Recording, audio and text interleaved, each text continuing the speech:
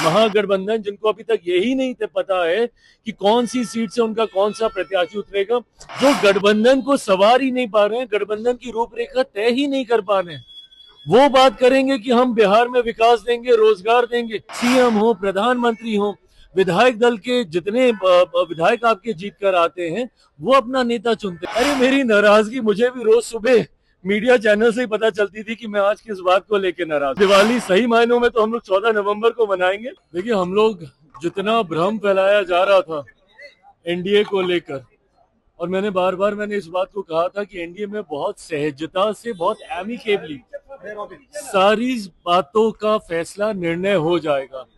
भले वो सीटों की संख्या की बात हो, सीटों के चयन की बात हो, प्रत्याशी तय करने की बात हो, समय रहते हर एक चीज एनडीए तमाम नेताओं, पांचों दलों के द्वारा तय कर ली गई। पर वहीं ताज्जुब इस बात का, और मुझे लगता है कि शायद ना के बराबर कोई और दूसरा ऐसा उदाहरण इससे पहले के किसी और चुनाव में होगा, जहां पे पहले चरण का नामांकन समाप्त हो जाता है और दूसरे गठबंधन के द्वारा सीटों की के चयन तो बहुत दूर की बात है, संख्या तक की घोषणा नहीं हो पाती है। ये दर्शाता है कि किस तरीके का सरफुटव्वल महागठबंधन के भीतर चल रहा है। अगर ये लोग संख्या तक तय नहीं कर पाए तो सीटों का चयन और प्रत्याशी का उतरना तो बहुत दूर की बात है। आज जिस तरीके से एक एक सीट पे दो एक ही गठबंधन के दो घटक दलों के द्वारा नामांकन किया गया, कांग्रेस के सामने राजद, राजद के सामने कांग्रेस, इनके अलग दल के सामने लेफ्ट के सामने कांग्रेस, ये जिस तरीके से ये खिचड़ी पक रही है, ये अपने में दर्शाता है कि एक गठबंधन जो खुद इतना कंफ्यूज है वो बिहार के विकास की बात करेगा, जो अपने गठबंधन को नहीं संभाल पा रहे, जो गठबंधन में तालमेल तय नहीं कर पा रहे, वो हमारे प्रदेश को संवारने की बात करते हैं। और वहीं दूसरी तरफ हम लोगों ने तो प्रचार भी शुरू कर दिया।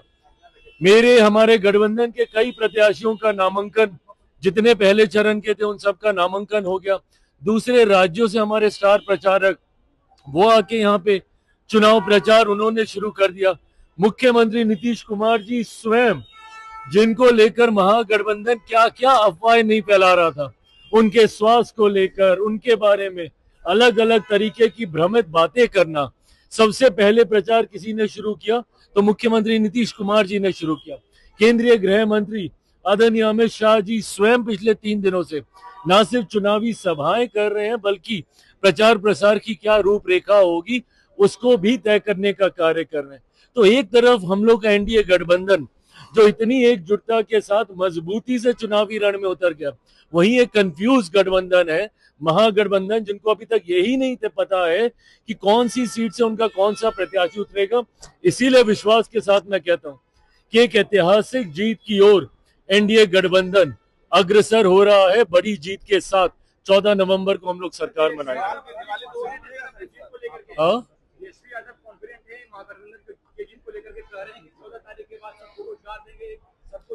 अरे प्रभु, पहले टिकट तो दे दीजिए, रोजगार नौकरी तो बाद में दीजिएगा।